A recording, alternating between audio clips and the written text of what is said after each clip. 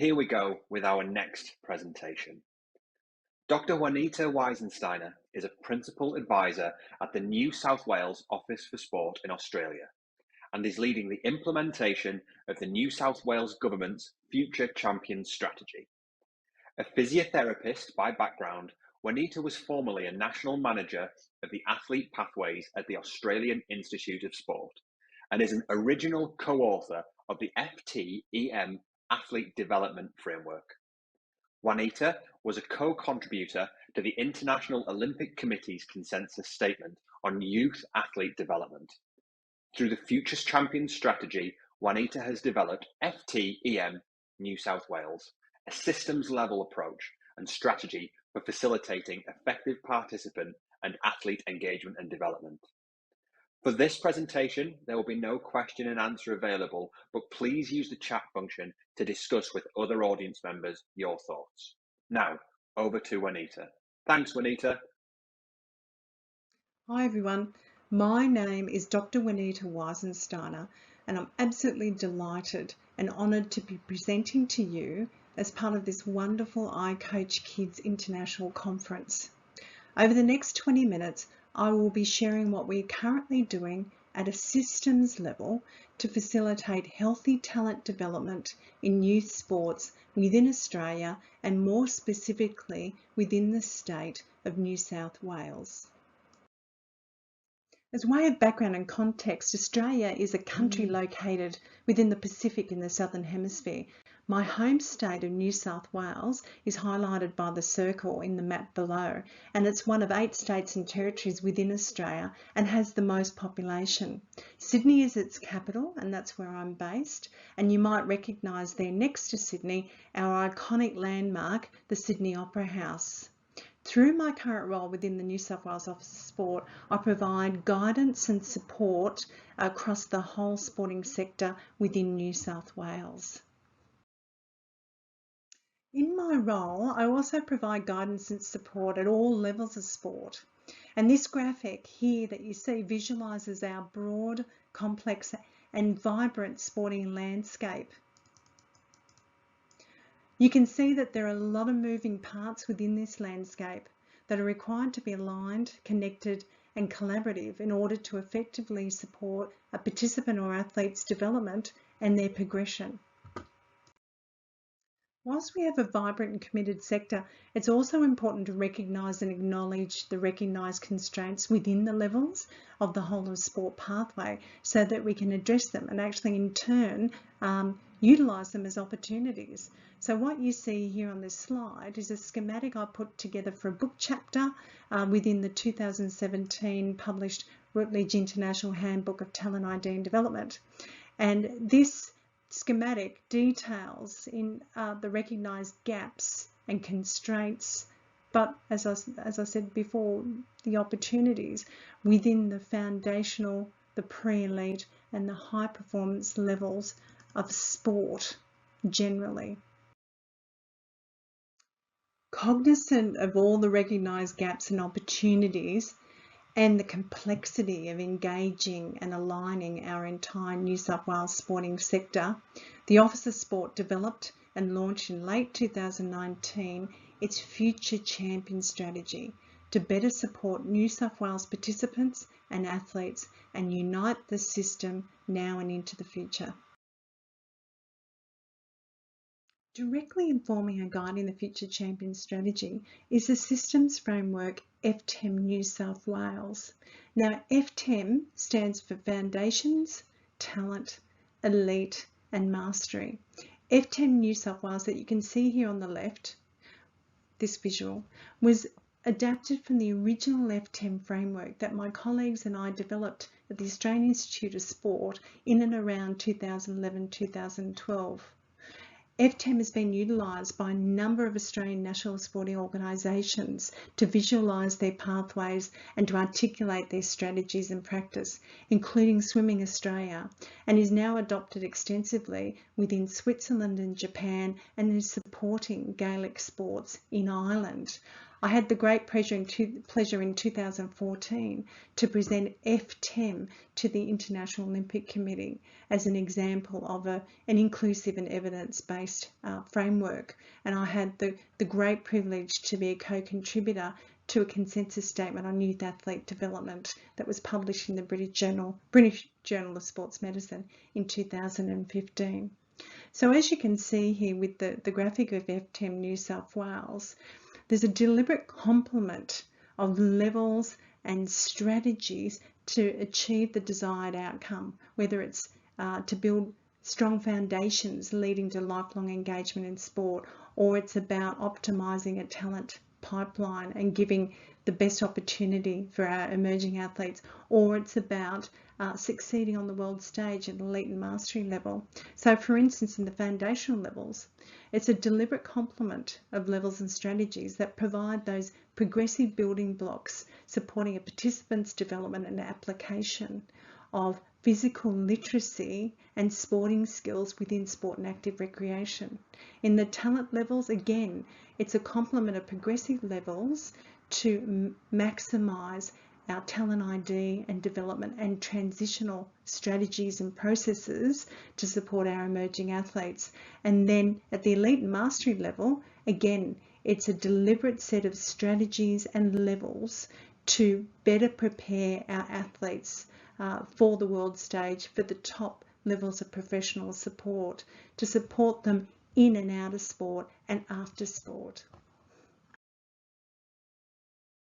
Not only does F10 New South Wales visualise in a personified way our vibrant sector at all levels, including our wonderful Olympic and Paralympic ambassadors and recent gold medalists Madison De Rosario and Jessica Fox, it's also a great way to ensure everyone within our sector is on the same page, they're aligned, united and recognised. Now F10 New South Wales, like F10, offers some great advantages and it has certain key features to it. So rather than reliant and restricted on chronological age, it actually draws on operationalising global best practice. So what's a best practice approach to achieve the desired outcome for each level, drawing on global evidence. It's also inclusive, catering for all participants, no matter their motivation and goal, their ability, life stage and demographic.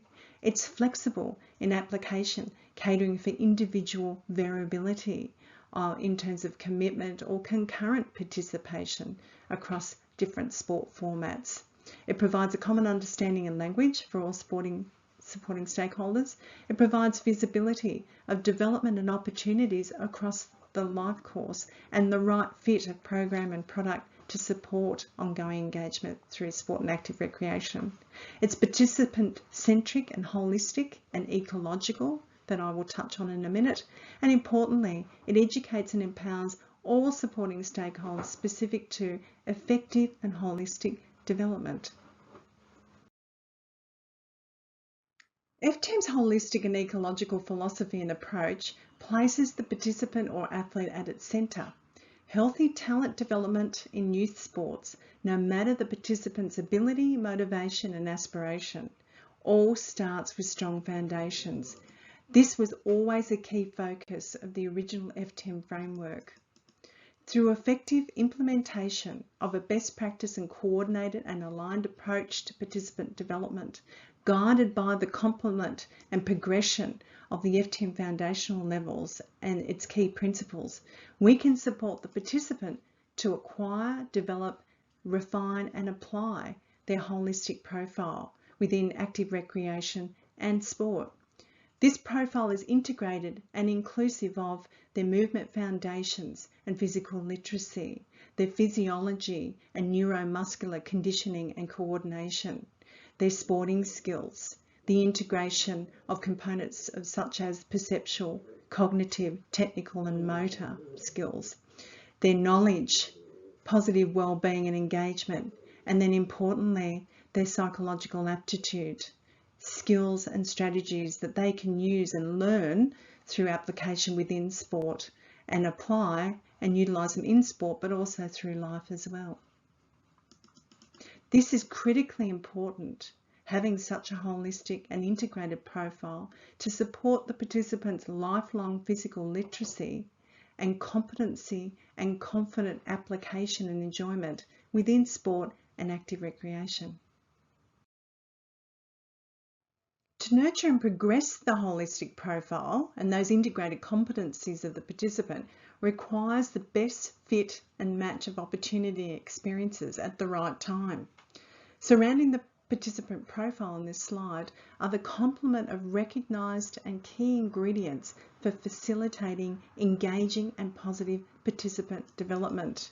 These include opportunity to develop a full repertoire of fundamental movement skills and to then develop the full competencies of physical literacy, adequate space and opportunity to enjoy free play, the right fit of structured program and guidance in introductory formats of sport and then full formats of sport, a participant-centric approach to development that's adopted by all stakeholders, the provision of safe and facilitative learning environments and good culture, the encouragement of sport diversification and later specialisation, so sampling a few sports before specialising in a main sport, the right fit of competition format for the participants' motivation and aspiration, but also their ability and their level of maturation,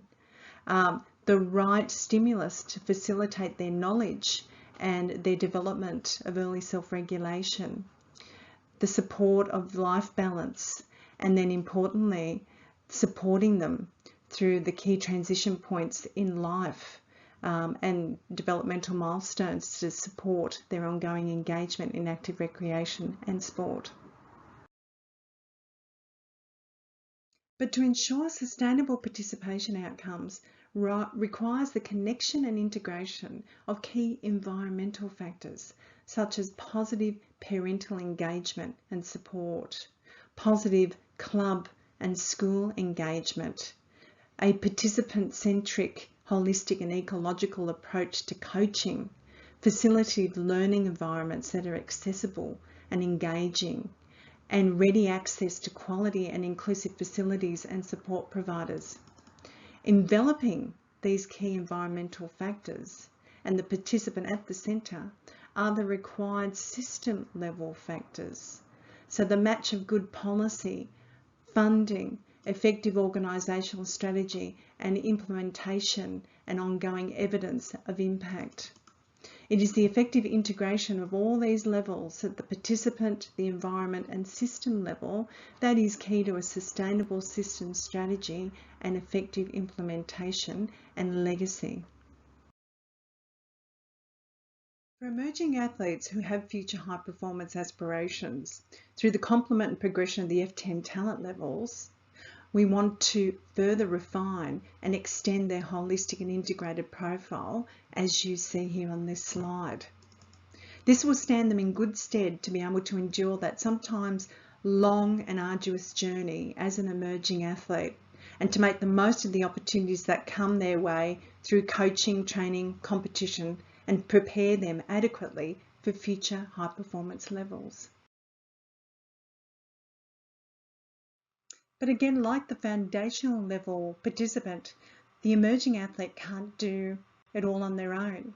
So to really nurture their profile, optimise their development, their retention, their progression, their performance, really requires these key opportunities, as you can see surrounding the profile, to be administered at the right time and in the right way. And this is all about, the right opportunity of inclusive and holistic talent selection, about having an athlete-centric and holistic approach to their development, facilitating their learning and application within training and competition, ensuring you have individualised case management of the athlete, you're monitoring them and adapting as you need to ensure that they are progressing and retained, ensuring they have good health and good well-being and this will support their availability in training and competition.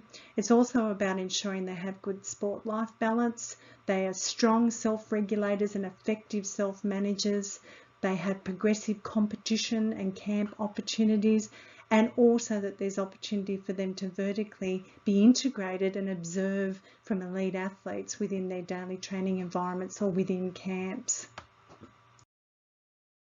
But in the same way that we approach at the foundational levels to ensure sustainable outcomes in the pre-elite levels and to support future high performance outcomes, it's not up to the athlete themselves. They have to be surrounded and supported by the right fit of environmental support and those factors, and also the right fit of system level support and opportunity. That's critically important to really hone and nurture and support that pre-elite athlete at all levels. And this entails at the environmental level, again, the positive engagement and support from their parents, their carers and guardians. It's about the partnership with the state sporting organisations, with their underpinning delivery agents such as schools, with academies, with clubs, ensuring that everyone is on the same page with what they're doing to tell and identify, develop and transition these emerging athletes. It's about the right fit of coaching.